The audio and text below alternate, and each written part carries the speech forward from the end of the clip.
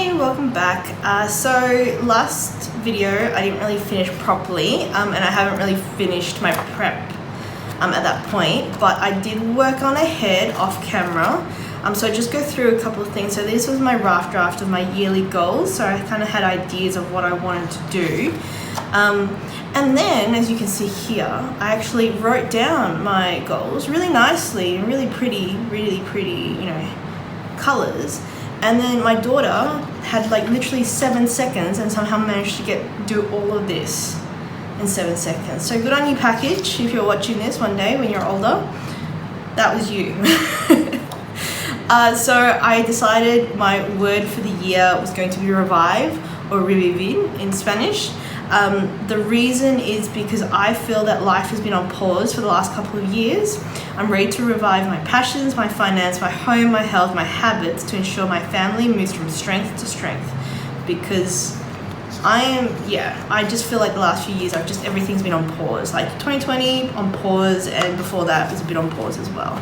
So my first goal was family. So I don't really understand, like it's not really a goal, it's just kind of like where my priority is, I guess. So like family, so husband and package, so I love them and I want them to be happy. So the resources they need is time and money and emotional capacity. Big picture, yes, no list, and words of the year. At this point I hadn't actually fill that in. That's okay. There we go. So what does this look for? What success looks like for this goal? So husband, love tank full and understanding love language. Package, happy, singing, laughter, and her being brave. So I feel like laughter, more laughing in 2021. What might happen if I don't start and make progress on this goal? Not as happy at home as we could be. The people who will be positively affected by this goal is basically everyone. So my husband, package, and me. How I'll have fun. So laughter and joy, feel connected. So I have 2 books. I have a massive parenting book by Kaz Cookie, which I want to read. So I want to read that book. I want to organize some adventures. I want to organize some play dates. I want to just record it all. Lots of dancing in our life. From both. And then for my husband, read the 5 love languages. So I read this book many years ago, about 7-8 years ago, which is really great, but I really want to do like a refresh. Plan some tasks, record and feedback. So my plan, one of my projects within this goal is I want to do the 5 love languages. So if you've read it, cool. If you haven't read it, there's like 5 love languages. The whole premise is that when you first start dating someone, you do all 5 love languages. So, you tell each other how much you love them and how great they are. Lots of physical touches like massages and whatnot.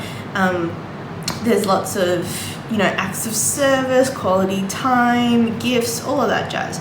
But as you go, as your life progresses and it turns into a more serious relationship, you don't have time for all 5, so you tend to just like dial down. And I feel that with my husband, we need to do like a really good reset. His love languages before having my daughter was like 2 and mine was only 1, but now since having my daughter, I feel like maybe they've changed a bit. So what I want to do this year is just for the next 6 months probably is do all 5 of them every month. So every month do all 5 of them, focus on all them, pretend like we're dating again, like essentially, and then see how we feel like after. So then in a few months we can talk to each other and say, hey, which one resonated with you better? And then we can sort of dial down to what is important, what isn't. So that's goal number 1. Goal number 2 is always health. Isn't health very important? So improve health-orientated routines. So for my body to feel good and brain. So my body and brain to feel good. Probably, yeah. So this is definitely word of the year. Definitely big picture. So I notice that when I haven't had much sleep, I'm very cranky and stressed. And when I meditate, I'm a lot less crankier and stressed, and I have been sitting too much, and so I find that I really need to be doing a lot more yoga. So doing yoga helps with the meditation, also helps with the sleep. It's all of it. So I feel like this has two parts, the physical and the mental, and sleep kind of being in the middle for both. Even yoga and meditate can be both of it as well. But anyway, so physical, I feel yoga, swimming, and home workouts. So it's sort of 3 things that I can sort of get to sort of work on this. And mental is meditation, journaling, and that type of thing. So sleep being in the middle. So sleep being really, really, really important. So I'm gonna write here sleep routine, because I know I need to focus on getting my sleep better. Number 3, money, as we've discussed. So we need to replenish our savings. We have had so in the last couple of years we've only had one income, and so our savings has drained significantly, and I want to increase it. I actually don't know how much is, we don't have debt. So first of all, aside from our HEX, we don't have any other debt, so that's pretty good. But when it comes to our savings isn't as good as it used to be. So I don't actually know how much months of expenses we currently have. Probably about 2 or 3 at the moment, but I really want it to be around more like a solid 3 to 6, somewhere in that line. So start there. I want a higher net worth. I calculate my net worth every month. I've been doing that since 2015, and I just want to be increasing our net worth this year. People positively affected, my family, because it's good for everyone. Hella fun with this, YNAB and barefoot date nights. Garlic bread. So if you've read The Barefoot Investor, I can't remember too much of it. It's good. It has its place. But one of the things that he talks about is doing barefoot date nights, once a month, sitting down, talking about finances. And I always remember him talking about garlic bread. And for me, garlic bread is special. So whenever it's a special date night, even if it's at home, garlic bread is the way to go. So whenever there's garlic bread involved, I feel like it's a special occasion. I don't know why. I don't even know. It's not even that expensive. It's super cheap, but I just always feel like garlic bread is a super special event.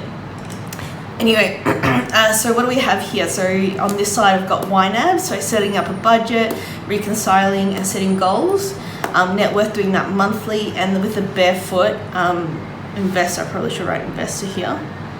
Read the books and sort the budget and that type of thing. So I want to be doing my net worth. I want to set up a budget, but that won't be until February, because even though I start work in January, literally next week, I don't actually get paid until February, so I get paid monthly. So that's not great for someone who really likes weekly, but that's okay, we can deal, it's no problem.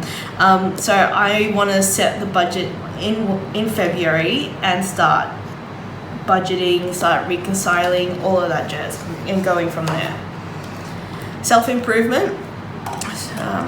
Apparently I should just maybe just do that. So self-improvement, I enjoy learning and share that knowledge, and I want to work overseas, so that's really, really important for me.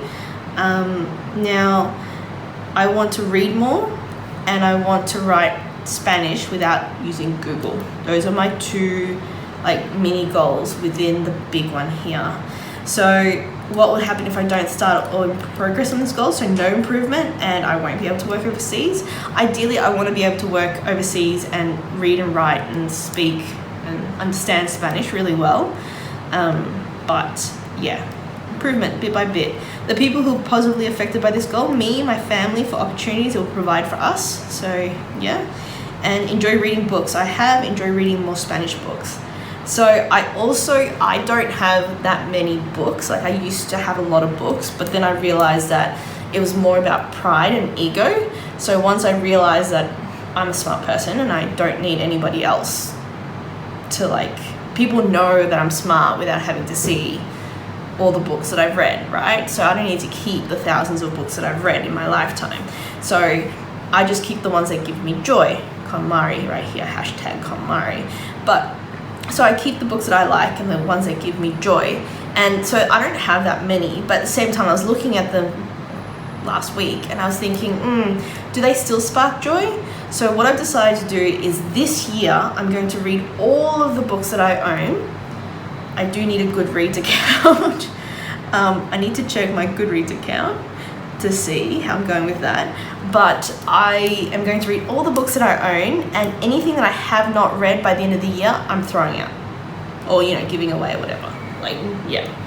So, yeah, I want to do that. And I've got the Daily Stoic, which I bought literally about 3 or 4 years ago. And I was going to start in January. And then for various reasons, it never happened.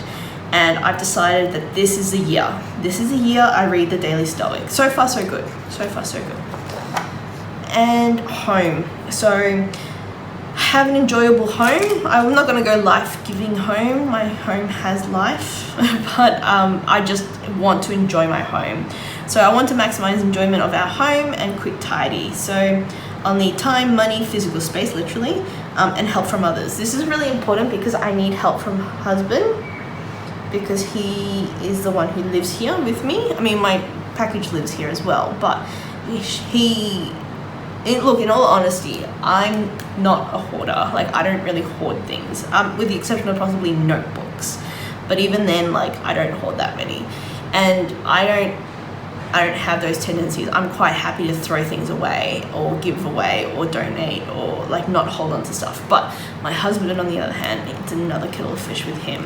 But I need us both to be on the same page here. So what success looks like, successfully KonMari, know where everything is and being able to tidy.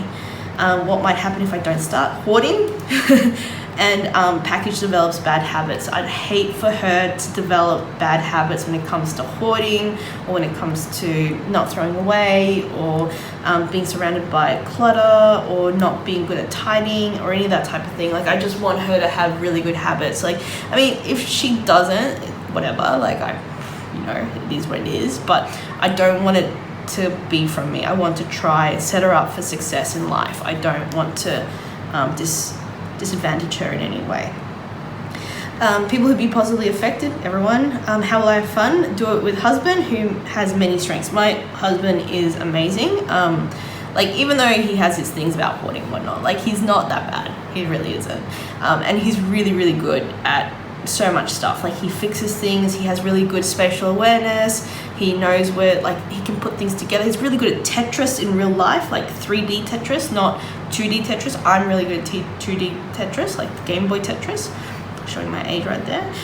But he's really good at 3D Tetris, where he can put things together. So that's, I really like doing stuff with him like that, because he's very open-minded. He'll do things and he'll just do such a really good job.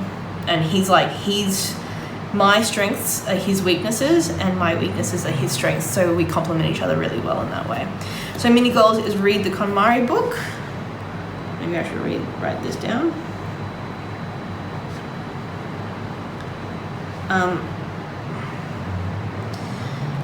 Also, wake up early.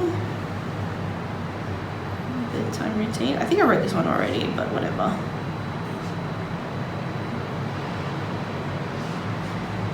Maintenance garden.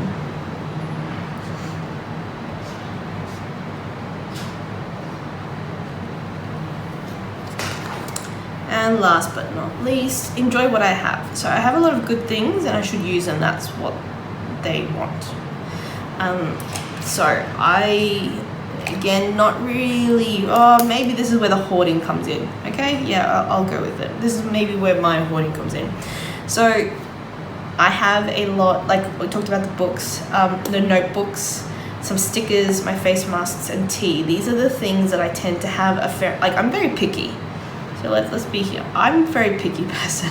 So I tend to collect things, and then sometimes I'm kind of oh no, it's too pretty, I can't use it, or that type of thing. Anyway, then you just accumulate stuff. And then what's the point? What's the point of having anything if you're not going to use it? That's just ridiculous. So this is where I wrote a list of my books. Anyway, so yeah, I want to use up my stuff. So what does success look like? So I've used up all my face masks, my teas, my stickers, and my books.